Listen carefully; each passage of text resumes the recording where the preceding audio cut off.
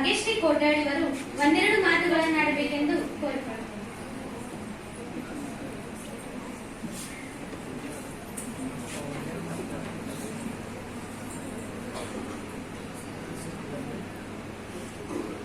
ಎಲ್ಲರಿಗೂ ನಮಸ್ಕಾರ.